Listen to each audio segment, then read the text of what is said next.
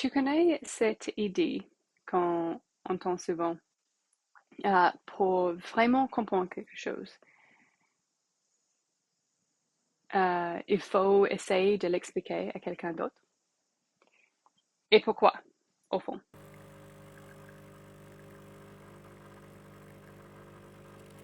Je crois que c'est parce qu'à ce moment-là, tu n'es plus juste quelqu'un qui est exposé à une idée.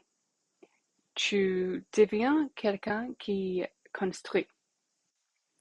Et ça m'arrive tout le temps.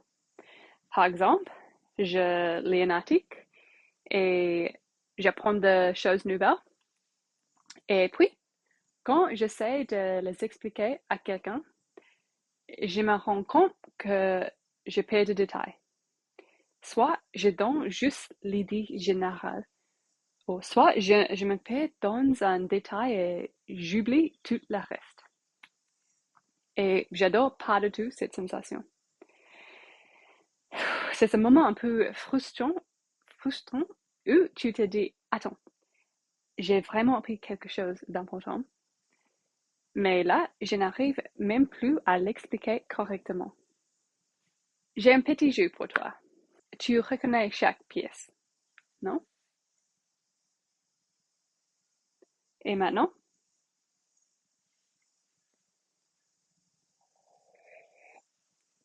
voilà, c'était une chaise. Un objet que tu utilises tous les jours. L'objet dont rêvent tous les designers d'intérieur. Tu la reconnais immédiatement parce que tu en as, en as déjà vu des milliers. Et pour moi, apprendre une langue, ça ressemble beaucoup à ça.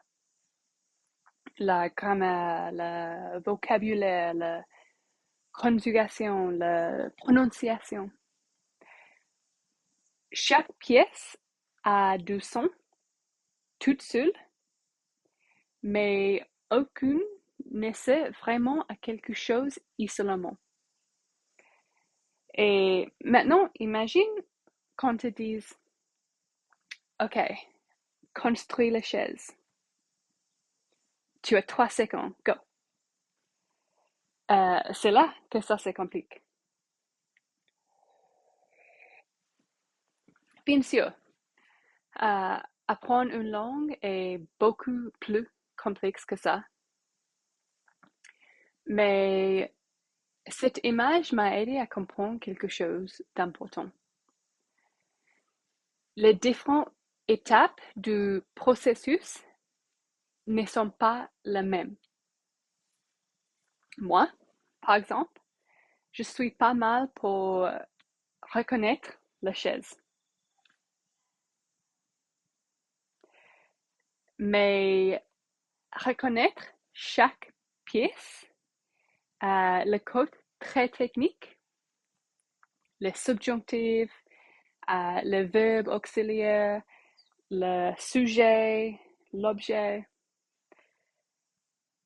ça, ce n'est pas mon point fort. Et j'ai réalisé quelque chose. J'apprends beaucoup mieux en faisant. Donc, pour moi, je passe beaucoup de temps à construire la chaise. Je construis encore et encore. Et plus je me concentre sur la construction, plus ça devient fluide. Et plus j'ai confiance, et moins j'hésite quand je parle avec quelqu'un. Et c'est tout. Moi, je me dis que je suis nulle à l'oral. Je me vois juste comme quelqu'un qui est en train d'affiner son craft. Mais un petit nuance important. Ça ne veut pas dire que je fais que ça et que je zappe complètement le reste. Très vite, j'ai quand même besoin d'autre chose. Comprendre un détail de grammaire, écouter la langue, m'imprégner de sons, de l'argot, de phrases courantes.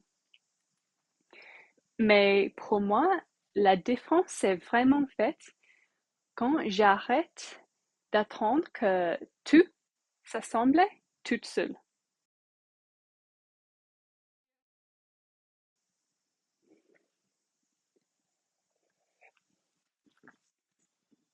Donc, quand quelqu'un dit je comprends, mais je n'arrive pas à parler, je ne pense pas que ce soit un échec. Je pense juste que les pièces sont déjà là et la vraie question devient alors, comment est-ce que j'apprends à les assembler? Et ça vient avec la pratique, encore et encore. Jusqu'à jour où tu n'as plus besoin de manuel.